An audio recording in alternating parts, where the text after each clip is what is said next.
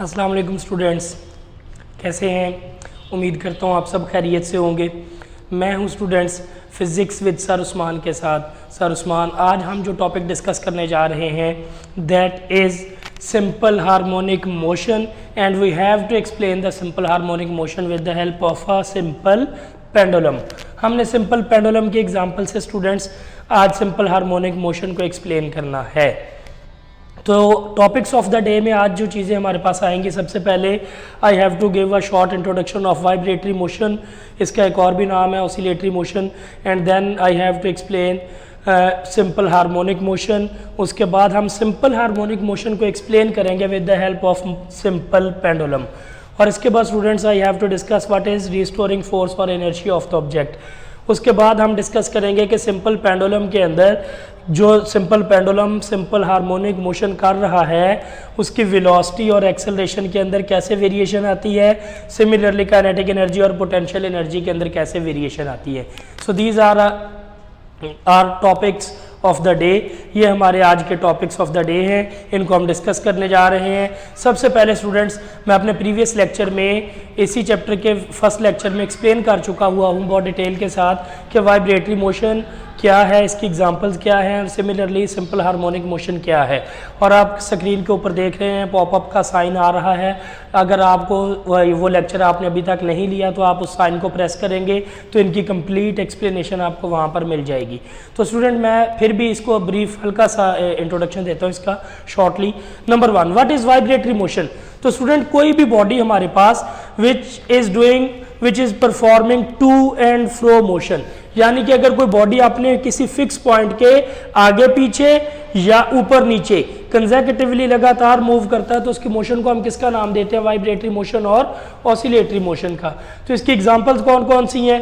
Clock pendulum, mass spring system, ball and bowl और swing. Swing कहते हैं students झूले को, यानी कि झूले को अगर हम पकड़ के छोड़े तो आप देखते हैं कि वो भी बार बार अपनी ही मीन पोजीशन के आगे पीछे हरकत करता रहता है। तो इसकी मोशन को हम नाम देते हैं vibratory motion and it is also known as oscillatory motion. तो स्टूडेंट्स, हम डिस्कस करते हैं what is simple harmonic motion. मैं पिछले लेक्चर में ऑलरेडी बता चुका हूं, दोबारा आपको रिमाइंडर के तौर पे बता रहा हूं कि स्क्रीन के ऊपर पॉपअप साइन आ रहा है, आई लिखा होगा। अगर आप उसको प्रेस करेंगे तो आपको ये डिटेल सारी प्रीवियस लेक्चर की मिल जाएगी वहां पर। What is this? Simple harmonic motion is simply the oscillatory और vibratory motion if it obeys two condition. अगर हमारे पास कोई भी बॉडी जो टू एंड फ्रो मोशन कर रहा है, अगर वो स्टूडेंट्स हमारे पास ये दो कंडीशन सेटिस्फाई करे तो हम उसकी उस वाइब्रेटरी ऑसिलेटरी मोशन को ही किसका नाम दे देते हैं? सिंपल हार्मोनिक मोशन का। तो वो दो कंडीशंस क्या क्या है? नंबर 1 कि the net force is directly proportional to displacement from the mean position, और दूसरी है हमारे पास and it is always directed towards mean position. जो body simple harmonic motion perform कर रहा है, अगर वो दो कंडीशंस ओबे करता है कि उसका एक्सेलरेशन हमेशा डायरेक्टली प्रोपोर्शनल हो डिस्प्लेसमेंट के, उसकी नेट फोर्स जो है वो डायरेक्टली प्रोपोर्शनल हो डिस्प्लेसमेंट के, और दूसरी चीज़ हमारे पास कि उसकी डायरेक्शन जो है that is always towards mean position. पिछले लेक्चर में हमने ये रिलेशन भी डिराइव किया था, तो ये अगर आपके जहन में हो तो you can easily understand these two conditions कि acceleration is directly proportional to displacement and this negative sign indicates that it is always directed towards mean position. तो स्टूडेंट्स, आज नई चीज जो हमारे पास है डिस्कशन के लिए that is simple pendulum. What is simple pendulum? Simple pendulum क्या होता है? If a small metallic bob, अगर हमारे पास कोई भी धाती गोली है छोटी सी, that is suspended with a light string, उसको हम एक हल्की सी स्ट्रिंग एक रस्सी के साथ एक धागे के साथ सस्पेंड कर देते हैं, लटका देते हैं, और इसका अपर एंड जो होगा दैट वुड बी फिक्स्ड, उसके ऊपर वाले एंड को हम फिक्स कर दें student, then this becomes a simple pendulum. So this is the definition of simple pendulum. If a small metallic bob is suspended from a light string fixed at its upper end, इसका upper end जो उसको fix कर दिया जाए, then it is called, ये हमारे पास क्या कहलाएगा स्टूडेंट्स? Simple pendulum. अब ये देखिए ज़रा, मैं सिंपल पेंडुलम ड्रॉ करता हूँ इधर। सपोज स्टूडेंट्स, ये मैं जो इंडिकेशन दे रहा हूँ, ये जो लाइन लगा रहा हूँ, इसका मतलब है कि अपर एंड जो है वो फिक्स है, वो मूवेबल नहीं है। और इसके साथ हमने ये एक रस्सी है, एक लाइट स्ट्रिंग है जिसको हमने अटैच कर दिया है, और ये इसके साथ हमने एम मैस की बॉब है, मेटेलिक बॉब है हमारे पास जिसका मास एम है, वो हमने अटैच कर दी, and the length of the string is L. ये हमारे पास है लेंथ है स्ट्रिंग की। और स्टूडेंट्स इसके अंदर टेंशन भी होगी, इस तनाव होगा, टेंशन होगी, दैट इज टी। यहाँ पर देखें इस पॉइंट के ऊपर हमारे पास इस बॉडी के ऊपर इसके वेट की फोर्स है which is acting vertically downward. ये वेट इसका यहाँ पर डाउनवर्ड एक्ट हो रहा है और वेट का फॉर्मूला हमारे पास क्या होता है हमेशा, W and W is always equals to mg। और सिमिलरली ये तो वेट की फोर्स है जो डाउनवर्ड एक्ट हो रही है, इस स्ट्रिंग के अंदर एक टेंशन की फोर्स भी होगी जो अपवर्ड एक्ट हो रही होगी। Both forces are equal in magnitude but opposite in direction. तो इट मीन स्टूडेंट यहाँ पर नेट फोर्स जो इस बॉब के ऊपर लग रही है दैट इज जीरो, वो जीरो है। इसी वजह से ये मेटालिक बॉब ना ऊपर की तरफ ट्रेवल कर रही है ना नीचे की तरफ ट्रेवल कर रही है।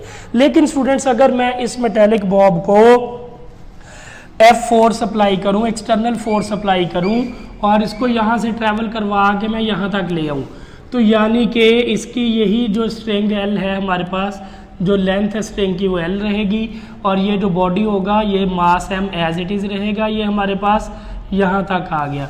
अब ये इसको ट्रैवल करवाने के लिए जो हमने फोर्स अप्लाई की थी that is known as external force. अब ये देखिए जब ये यहाँ से यहाँ तक ट्रैवल करेगी स्टूडेंट्स तो it has to cover some distance, और ये इसने कितना डिस्टेंस तय किया है s। और यहाँ इसका जो वेट mg, जो फोर्स यहाँ पर लग रही थी वो स्टिल mg है। और अगर हम ये देखें कि तो इस mg को हम दो कंपोनेंट्स में रिजॉल्व करेंगे स्टूडेंट्स। एक तो हमारे पास ये इसका कंपोनेंट होगा और एक हमारे पास ये कंपोनेंट होगा। ये हमारे पास जो इसका हॉरिजॉन्टल कंपोनेंट है जिसको हम नाम देंगे mg cos थीटा का, और ये हमारे पास इसका वर्टिकल कंपोनेंट है और इसे हम नाम देंगे mg sin थीटा का। यहाँ मैं आपको बता रहा हूँ कि इस पॉइंट के ऊपर मैंने भी आपको थोड़ी देर पहले बताया कि नेट फोर्स जीरो थी जिसकी वजह से बॉडी ट्रैवल नहीं कर रहा था। बट एट दिस पॉइंट, इस पॉइंट के ऊपर इसकी नेट फोर्स जीरो नहीं है। यहाँ there must exist some force, यहाँ पर कोई ना कोई फोर्स मौजूद है और इस फोर्स की वजह से ये बॉडी जो होगा ये स्टैटिक नहीं रहेगा बल्कि क्या करना शुरू कर देगा, मूव करना शुरू कर देगा। तो हमने इसकी मोशन को ऑब्जर्व करना और डिस्कस करना है। तो सबसे पहले यहाँ पर मैं आपको एक चीज़ बता दूँ कि ये देखें इसका mg cos theta downward force act हो रही है और टेंशन की फोर्स अपवर्ड एक्ट हो रही है।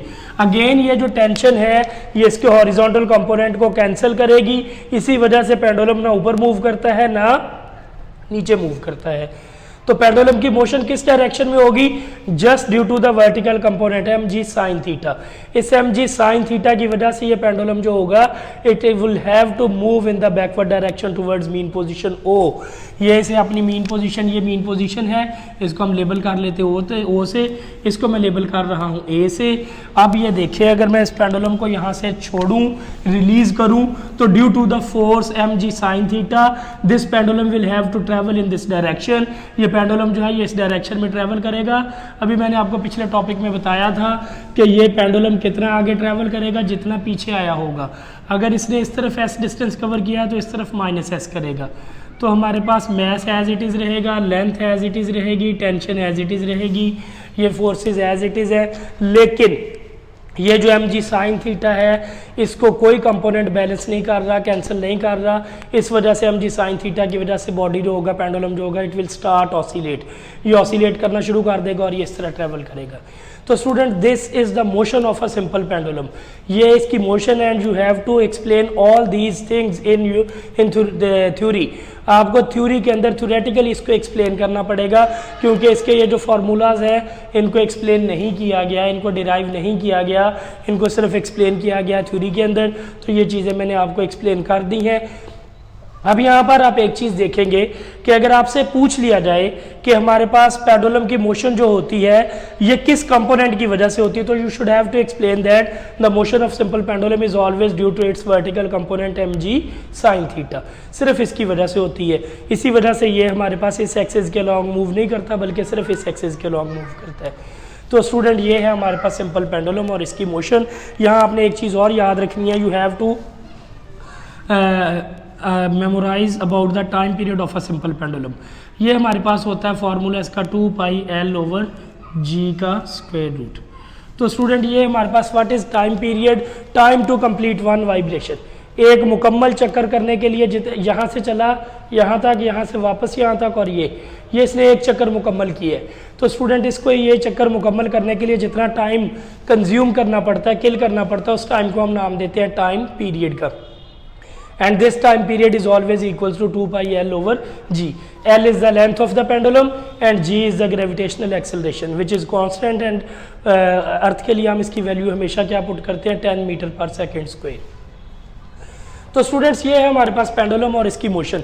अब मैं इसकी रिमेनिंग चीज़ें जो इधर लिखी हुई है, ये है variation in velocity and acceleration and similarly variation in kinetic and potential energy, ये चीज़ें हमने इसमें डिस्कस करनी है। अब यहाँ पर मैं आपको एक चीज़ और एक्सप्लेन कर दूँ। पहले देखिए, जब हम इस पेंडुलम को मूव करवा रहे थे और यहाँ तक ले जाके जब हमने छोड़ा, ये पेंडुलम गया इसकी वेलोसिटी इंक्रीज होते होते होते होते होते इस मीन पोजीशन के ऊपर इसकी वेलोसिटी क्या हो गई, मैक्सिमम हो गई।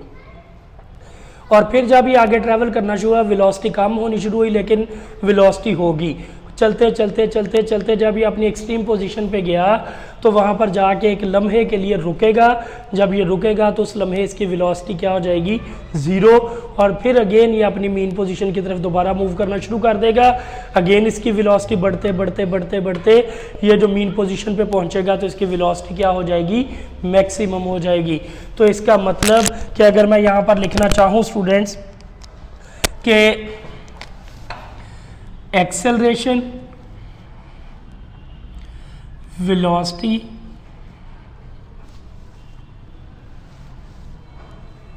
ये मैं टेबल बना रहा हूँ। अगर मैं इस टेबल के अंदर एक्सेलरेशन और वेलोसिटी को एक्सप्लेन करना चाहूँ तो students then we can write it as, हम इसको इस तरह लिख सकते हैं कि एक्सेलरेशन जो है हमारे पास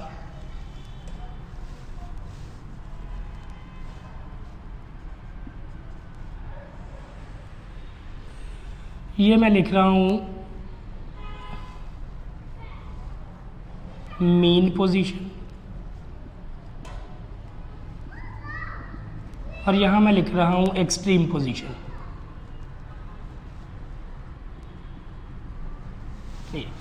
अब ये देखिए, मैंने आपको बताया, पहले मैं वेलोसिटी डिस्कस कर लेता हूँ।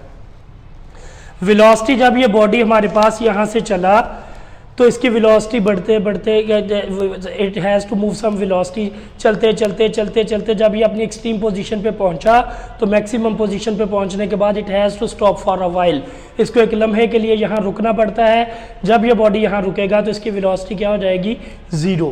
और इसी तरह जब ये चलेगा तो इसकी वेलोसिटी वापस आएगा, वेलोसिटी इंक्रीज होते होते होते होते अपनी मीन पोजीशन पे पहुंचेगा तो इसकी वेलोसिटी मैक्सिमम हो जाएगी। ये मैं अक्सर बच्चों को कहता होता हूँ कि पेंडुलम की motion is like similar to the motion of a swing, एक झूले की मोशन जैसी होती है। आप अगर मेमोराइज करें, विजुअलाइज करें अपने जहन में कि आप एक झूले के ऊपर बैठे हुए हैं और झूले को जब हम पकड़ के ऐसे छोड़ते हैं तो अपनी मैक्सिमम पोजीशन पे पहुंच के एक लम्हे के लिए रुक जाता है, फिर वो वापस आता है और तेज होते होते होते फुल तेज कहाँ से गुजरता है, सेंटर मीन पोजीशन से। तो स्टूडेंट्स इसकी मीन पोजीशन के ऊपर जो वेलोसिटी होगी वो क्या हो जाएगी, मैक्सिमम। और एक्सट्रीम पोजीशन पे चूंकि एक लम्हे के लिए रुकता है तो इसकी वेलोसिटी क्या हो जाएगी, मिनिमम। और सिमिलरली अगर मैं इसको लिखूं एक्सेलरेशन के हवाले से, एक्सट्रीम पोजीशन के ऊपर जब ये जाएगा तो इसका डिस्प्लेसमेंट क्या हो जाएगा, मैक्सिमम। और मैंने आपको बताया कि acceleration is always directly proportional to displacement. जब डिस्प्लेसमेंट मैक्सिमम है तो एक्सेलरेशन भी क्या होगा, मैक्सिमम होगा। तो इट मीन्स एक्सट्रीम पोजीशन के ऊपर डिस्प्लेसमेंट मैक्सिमम है तो एक्सेलरेशन भी मैक्सिमम। और जब हमारे पास ये बॉडी बैकवर्ड मोशन करेगा, पीछे आएगा आते आते आते आते, जब ये मीन पोजीशन पे पहुंचेगा तो इस पॉइंट पर पहुंचने के बाद इसका डिस्प्लेसमेंट क्या हो जाएगा, 0। तो इस लम्हे इसका एक्सेलरेशन भी क्या हो जाएगा, 0, जिसको हम नाम देंगे मिनिमम का। तो student this is the relation of velocity and acceleration. Similarly मैं एक और टेबल ड्रॉ कर लेता हूँ यहाँ पर, और वो टेबल में हम रिलेशन डिराइव लिख लेते हैं इसके काइनेटिक और पोटेंशियल एनर्जी के। तो यहाँ लिख लेते हैं काइनेटिक एनर्जी एंड सिमिलरली यहाँ लिख लेते हैं हम पोटेंशियल एनर्जी। और स्टूडेंट्स पोटेंशियल और काइनेटिक को भी हम दो चीज़ों पे डिस्कस कर लेते हैं, मीन पोजीशन पे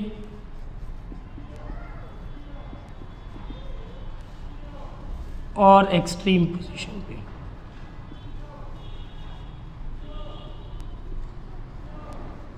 ये अब ये देखिए स्टूडेंट, पिछले लेक्चर में भी मैं ये बहुत डिटेल में एक्सप्लेन कर चुका हूँ आपको कि potential energy is the energy of an object which it is possessed due to its position की वजह से, यानी कि रेस्ट की वजह से, यानी कि वो पॉइंट जहां कोई बॉडी रुका हुआ है उस वक्त उसकी एनर्जी कौन सी होती है, पोटेंशियल। तो इसकी जरा मोशन में अगर हम दोबारा डिस्कस करें तो सिंपल पेंडुलम किस पॉइंट पे जाके एक लम्हे के लिए रुकता है, एक्सट्रीम पोजीशन पे। जब ये अपनी एक्सट्रीम पोजीशन पे रुकेगा तो इट मींस ये पोजीशन में होगा, जब ये पोजीशन में होगा तो इसकी पोटेंशियल एनर्जी क्या हो जाएगी, मैक्सिमम हो जाएगी। और जब ये पीछे की तरफ आएगा, मोशन बढ़ती जाएगी, वेलोसिटी बढ़ती जाएगी, बढ़ते बढ़ते बढ़ते बढ़ते बढ़ते जब ये अपनी मीन पोजीशन पे आया इसकी वेलोसिटी मैक्सिमम होगी, यानी कि पोजीशन बिल्कुल खत्म हो गई। तो मीन पोजीशन के ऊपर इसकी कोई पोजीशन नहीं, कोई रुकना नहीं है इसका, इस वजह से यहाँ इसकी पोटेंशियल एनर्जी क्या हो जाएगी, जीरो। तो स्टूडेंट्स यहाँ मैं लिखता हूँ कि पोटेंशियल एनर्जी को हम डिस्कस कर रहे थे, तो मीन पोजीशन के ऊपर पोटेंशियल एनर्जी जीरो हो जाती है। इसका मतलब कि मीन पोजीशन पे पोटेंशियल एनर्जी मिनिमम है, और एक्सट्रीम पोजीशन पे हमारे पास पोटेंशियल एनर्जी जो होती है वो एक लम्हे के लिए रुकता है, पोजीशन बन जाती है। तो एक्सट्रीम पोजीशन पे हमारे पास पोटेंशियल एनर्जी जो है दैट इज मैक्सिमम। और similarly students, kinetic energy it is the energy of an object possessed due to its motion, तो ये उसका अपोजिट हो जाएगा। अब ये देखिए एक्सट्रीम पोजीशन पे जाके एक लम्हे के लिए क्या कर रहा है, बॉडी रुक रहा है। तो इसका मतलब जब बॉडी वहां पर रुक रहा है तो इसकी मोशन नहीं होगी। जब एक्सट्रीम पोजीशन पे मोशन नहीं होगी तो बॉडी की काइनेटिक एनर्जी जो होगी that would also be zero.